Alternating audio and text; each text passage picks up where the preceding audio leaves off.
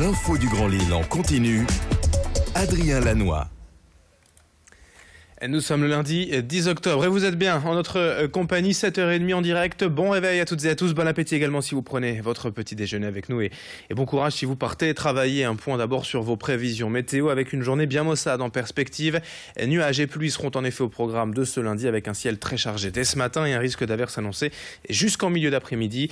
Les températures elles restent fraîches également, 12 ou 13 degrés seulement pour le maximum en journée. Les prévisions complètes, vous le savez, à retrouver après ce journal. C'est assez difficile également, déjà à l'heure qu'il est en ce début de matinée sur les routes. La 25 et la RN 41 déjà ralenties, de même que la 1, la 23 et la 22 vers Lille. Vous le savez, le chantier de l'échangeur d'Anglo a débuté donc la nuit dernière, mais tout ce chantier se termine à 6h du matin. En revanche, après, c'est la densité de trafic habituelle qui prend le relais et c'est donc déjà ralenti sur la 25 depuis la Flandre vers Lille. Et dans d'autres secteurs également, on en reparle après ce journal et après la météo. La une de l'actualité en ce lundi, c'est d'abord ce chiffre, ce sondage Odoxa, annonçant que 6 Français sur 10 seraient d'accord pour se faire vacciner par leur pharmacien. Un plébiscite alors que la campagne de vaccination contre la grippe vient tout juste de démarrer. Mais dans ce débat, il y a évidemment les médecins qui considèrent que les pharmaciens ne sont pas assez formés pour vacciner. Ils ne connaissent pas les antécédents du patient et les conditions d'hygiène ne sont pas toujours parfaitement réunies. De leur côté et en face, les pharmaciens expliquent que leurs homologues américains ou anglais peuvent déjà vacciner depuis des années sans qu'il n'y ait de problème. Ils rappellent aussi qu'ils disposent du dossier pharmaceutique des clients, reprenant l'historique des vaccins depuis plusieurs années. David Alapani est le président du conseil régional de l'ordre des pharmaciens et il s'explique au micro d'Idil Gunaï. Ce que nous suggérons actuellement, c'est une expérimentation sur 3 années. Que les pouvoirs publics autorisent les pharmaciens vaccinés sur une période de 3 années et qu'ensuite qu'on fasse le bilan.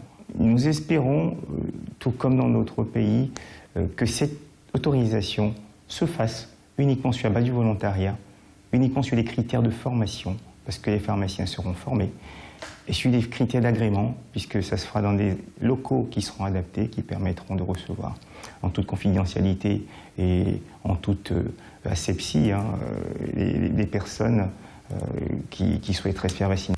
Autre info ce matin pour vous présenter le projet éducatif global de la ville de Lille, baptisé Lille Éduc. Ce programme vise à offrir à chaque enfant une chance de réussir en luttant contre les inégalités. La ville va pour cela renforcer la capacité d'accueil des petits en créant des places de crèche. À l'école, la mairie veut s'associer au dispositif Parallèle Bambin et soutenir les ludothèques pour développer le langage et la socialisation.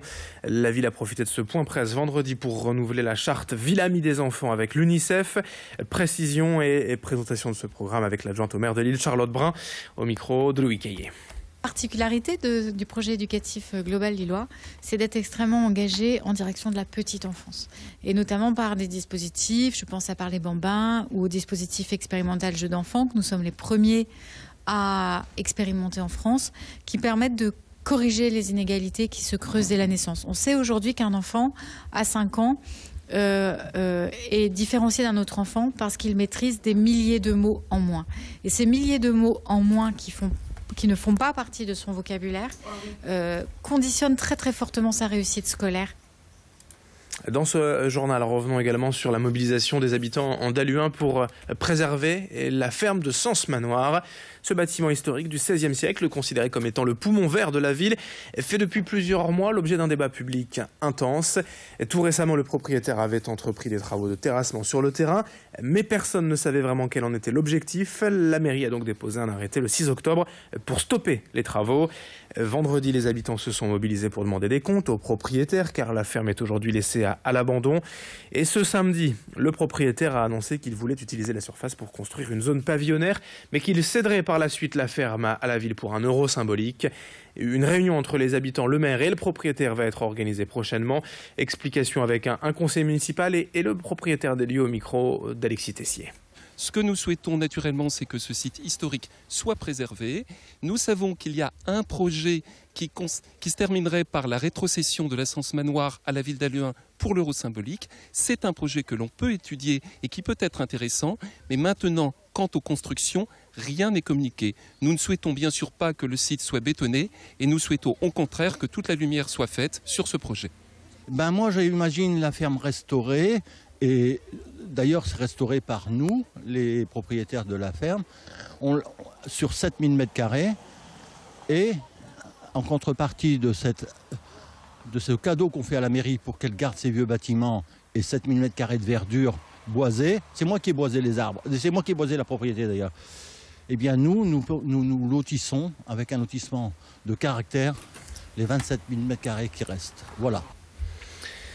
En bref, un gendarme nordiste jugé aujourd'hui pour le meurtre d'une étudiante lilloise 21 ans après les faits est confondu par son ADN. Lilian Legrand, aujourd'hui gendarme à Nice, est jugé pour le meurtre et la tentative de viol de Stéphanie Fauvio, âgée de 18 ans à l'époque, est retrouvée étranglée en mai 95 dans son appartement.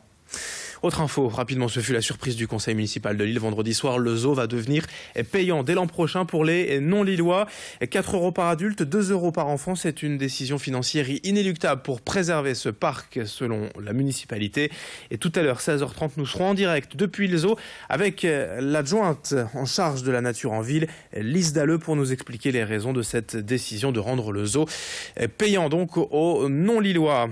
Pour terminer ce journal, quelques images de la Ch'ti Délire. C'était ce week-end au Stadium Lille Métropole à Villeneuve-d'Ascq.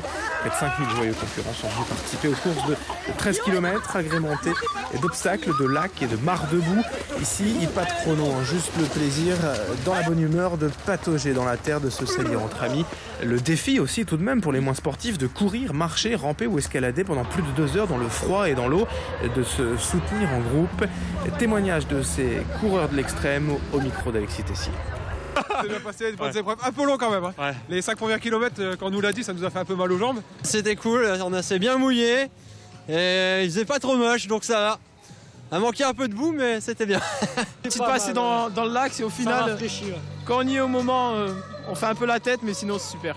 Super, franchement une super expérience, on s'est bien amusé, c'est bien crevant, mais on le refera. À l'année prochaine.